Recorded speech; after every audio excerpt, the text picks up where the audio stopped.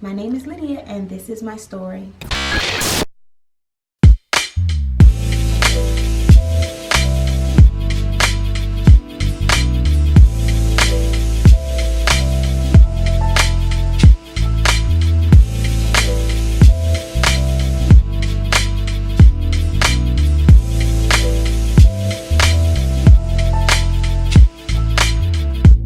I guess my story starts and ends with family, because family is just so important to me. When I was younger, my parents got divorced, and I guess for me, when a home breaks up, you just see how it affects people, children in general.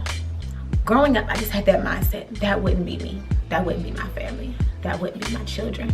So for me, that was life-changing.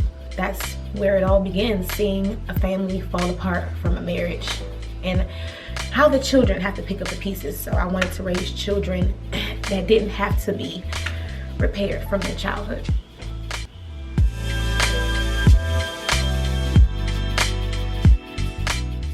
You fast forward to 19, sophomore in college, Clark, Atlanta.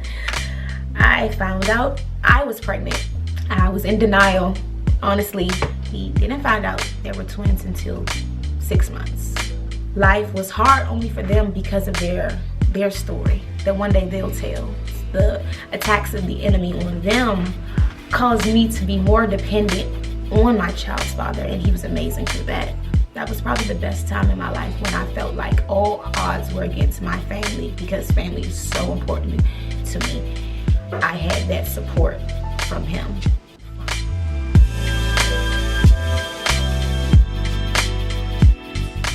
I guess the hardest thing is, everyone says you know a person before you get pregnant by them. But I don't really find that to be true.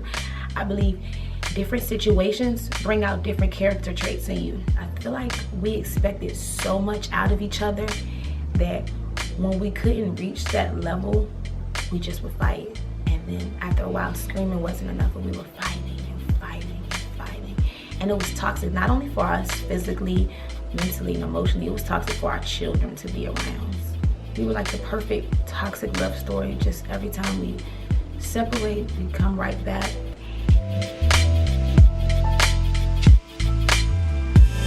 So in 2016, that's when I reached my weakest point. My children's father had a baby on me, and that was probably the peak of what I would call my personal tornado.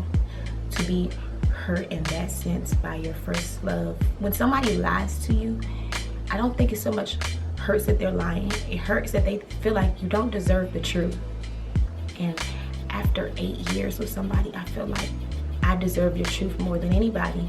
I birthed your children.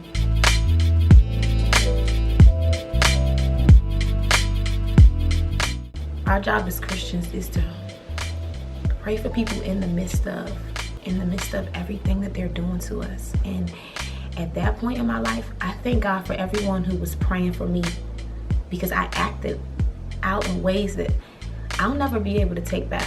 I did some things that sorry won't be enough for. As you go on in life, every day you heal just a little bit more. You grow through it. And when you feel you're at the end, it's only your beginning. You've only just reached the great point in your life. I thank God that I was able to survive that year, because there's so many times I really didn't want to.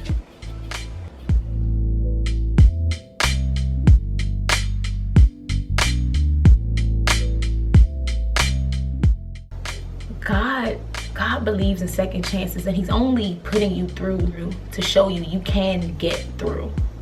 Because at that point in time in my life, I was just like, if you take this away from me, if you take my family, I won't make it.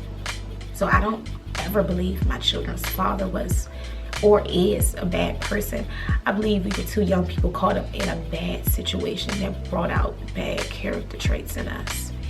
For everything I lost, God gave me beauty for my ashes. I always prayed for peace. And though you may not see it in what you're doing now, if you have peace in the midst of your storm, you've already gained everything you need to gain. My children are doing amazing. I'm graduating finally after 6 years in December. I am in love with myself first, and I truly believe no pressure, no diamonds. And it's those times where we think life is unbearable, where we're truly being molded and we're being sharpened to be the best versions of ourselves.